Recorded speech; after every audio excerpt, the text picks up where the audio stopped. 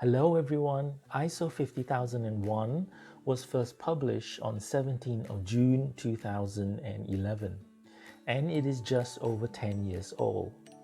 The 2011 version was revised and republished on 21st of August 2018. In this video, we will be looking at how many organizations are using it. Was it as it was hyped up to be? What is its weaknesses? And if so, how can we deal with it? My name is Kit. Welcome to Efficientology. Firstly, let us look at the number of certified users globally. It has increased since day one.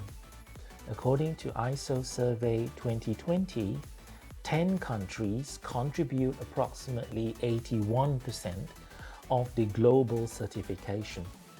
7 or 8 of the countries, depending on which continent you classify Turkey in, are in Europe. China is the second and India is the sixth in the ranking. However, if we compare the number of certified 50001 users over its first 10 years against the popular ISO 9001, 14001 and OSHA's 18001, the growth of ISO 50001 tells a different story. The number of ISO 50001 users peaked at year 7 and has declined in the last 3 years. And the country that led the development and revision of ISO 50001 had consistently contributed less than 0.2% of the total global certification. This is worrying. Why did ISO 50001 not follow the growth trend of other standards? What is in ISO 50001 that leads to low users? Understanding the comparatively low user is important. ISO 50001 is to live up to its expectations and help organizations sustainably manage their energy consumption. In my work, I have observed many organizations implementing and maintaining their ISO 50001 energy management systems across many parts of the world. Europe accounts for approximately 69% of the total, with Germany leading the pack, followed by the United Kingdom. The initial surge in 50001 in Europe was due to the Energy Efficiency Directive, where large organizations must either implement a certified energy management system or carry out energy audits every 4 years. In the UK, more than 80% preferred the use of energy audits over an energy management system. The main reduction from year 7 onwards was due to a near 3,000 reduction in certified users in Germany. However, nearly every European country reported a drop as more companies moved to energy audits. Digging deeper, there are 5 major areas where ISO 50001 is a hindrance to energy management and averting climate change. These are the same 5 issues many companies have when implementing and maintaining their energy management system. The first and most important reason for the lack of use is that ISO 50001 do not meet the present and future needs of organizations and society in general. The standard is written in a manner that improves energy performance. In layperson's terms, It is about reducing energy demand by reducing energy users, reducing energy consumption, and increasing energy efficiency. What organizations and society needs, especially in the post-COP world, is not only to reduce its energy demand, but also to manage the overall environmental and sustainability of energy use through, number one, reducing its reliance on fossil fuels by using renewable forms of energy. Number two, reducing the energy consumption of each organization's supply chain. And number three, decarbonizing the remaining fossil fuel consumption to become net zero. Now, ISO 50001 does not address renewable energy, supply chain, and decarbonization. Part of the problem is self-inflicted by ISO's policy of no encroachment. That is, committees do not go near or cross over into another committee's territory. They confine and pigeonhole themselves to their subject matter expertise. Specifically, ISO 50001 is the active management and reduction of energy, whereas managing CO2 and greenhouse gases emissions, i.e. the impact of energy consumed, is the remit of ISO 14001. A management system is primarily the flow of information, decisions, and directions throughout an organization. Everyone in an organization, and this includes leadership, management, and functional people, has an equal role to play in the successful implementation and maintenance of energy management system. The second reason for the lack of use is that ISO 50001 emphasizes the technical elements of energy rather than a balanced and functioning of the complete management system. The evidence for this is that there are 13 pages of specification for the energy elements versus 2.5 pages for leadership and 2.5 pages for managerial roles. In addition, the leadership and managerial specifications are generic, whereas the energy specifications are very detailed. As such, ISO 50001 gold plates the technical elements of an organization, thus by the absence make the leadership and the managerial elements the weak link in the chain. If leadership and management play little or no role in the equation, their interest and commitment wanes over time and can be subject to reprioritization. The next issue with ISO 50001 is that it portrays the energy management system and the improvement of energy performance as two separate concepts. The phrase energy management system and energy performance are frequently cited together throughout the whole standard. This is not in alignment with other ISO management systems.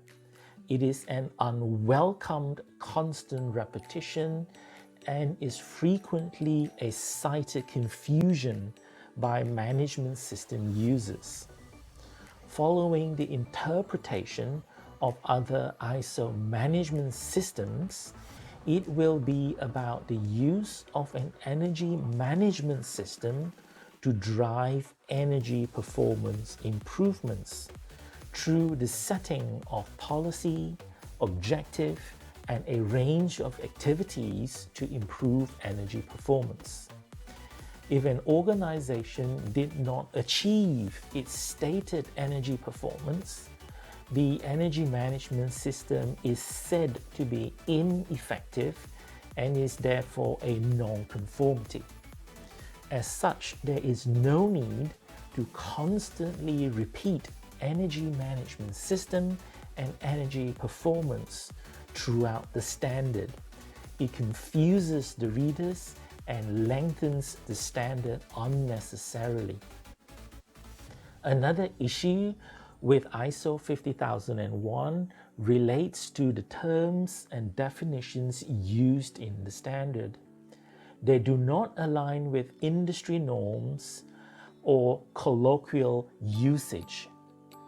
For example, ISO 50001 defines the term energy performance to mean the combination of energy users, the quantity of energy, and the efficiency of consumption by equipment. It does not cover the concept of energy supply. A simpler term is energy demand, which is distinct from energy supply. No reader would need an explanation for energy supply and energy demand. The concept of drivers, items that can cause the quantity of energy to change, are defined as static factors and relevant variables. Here is the issue. Why the mixed use of factors and variables? What does relevant mean? What makes a variable relevant? Again, simpler terms are static factors and variable factors. Again, they are self-explanatory but not used. The concept of baseline in ISO 50001, while scientifically correct, is not as it is commonly understood and applied in industry and in commerce. Another example of misaligned term is objectives and targets. In the common language, an objective is the activity or task, and a target is the desired endpoint.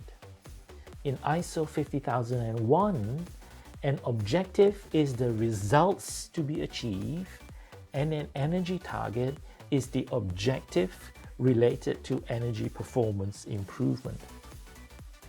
This stems from ISO 50001 making a distinction between an energy management system and energy performance. And because of these complexities, ISO 50001 committees create a host of additional guiding standards with their own terms and definitions and annexes. Imagine you want to understand a new thing that caught your eye. To understand it, you need to buy a dictionary. However, to understand that dictionary, you also need to buy a dictionary for that dictionary. It defeats the purpose, especially when the standard can be much simpler and understandable. Because of these complexities and lopsided specifications of an energy management system, one that is heavily based on the technical element, it is not clear who is the real user or the real beneficiary of ISO 50001.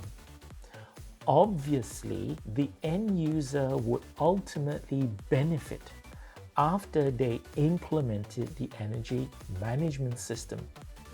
However, with all the technical complexities and misaligned terms, organizations, especially leaders and managers, will not pick up the standard if they do not understand it. To them, it is a black box of magical properties. The number of ISO 50001 users in the United States is a testament to the low use rates when it is not aligned with organizational interests, needs, and usability. If the real users are not the organizations, then who? The consultants? The academics? Those providing energy instruments? The style of writing and its content, one that is energy heavy and leadership and management light clauses, support the suggestion that consultants, lecturers, and equipment providers are the target audience of the standard, not the end user of the organization. So, there are 5 major issues with ISO 50001 and its increased use in the world. In summary, ISO 50001, number 1, do not meet present and future needs, especially around net zero, renewable energy, and carbon capture. Number 2 is energy heavy and light on leadership and management. Number 3, it portrays the energy management system and energy performance as 2 separate concepts when it is the same. Number 4, it contains terms and concepts that are not aligned with industry norms. And number 5, the complexities embedded in ISO 50001 give the impression that the real users and beneficiaries are consultants and service providers, not end users. Due to these unwelcome and needless complexities, consultants and service providers end up doing a lot of the work implementing and maintaining ISO 50001. It becomes one of the many things that contractors do for me. As such, organizations take no ownership of energy, and ISO 50001 becomes another tool in the bag. Precisely the issue that prevented effective energy management and the motivation to create the standard in the first place. For ISO 50001 to have a wider use and acceptability, some fundamental changes are necessary to address their shortcomings. Until ISO 50001 changes, there are things that end users can do to overcome ISO 50001's shortcoming. These include, number 1, do what is right for your organization, including incorporating renewable energy and supply chain requirements into your energy management system. Number 2, energy demand reduction plays a big yet low-cost part in achieving net zero. Over 50% of your energy demand can be avoided using present-day and proven technology. It reduces the capacity requirements for renewable energy and carbon capture required. Number 3, report your results using publicly available reporting frameworks such as GRI. Number 4, implement a fully integrated management system, one that integrates ISO 50001 and ISO 14001. Number 5, seek registration using alternative certifications such as B Corp certification. What was your experience using ISO 50001? What are the things that you struggle with? Do let me know your thoughts in the comments below. Please give this video a like and subscribe to my channel, and I will see you in the next one.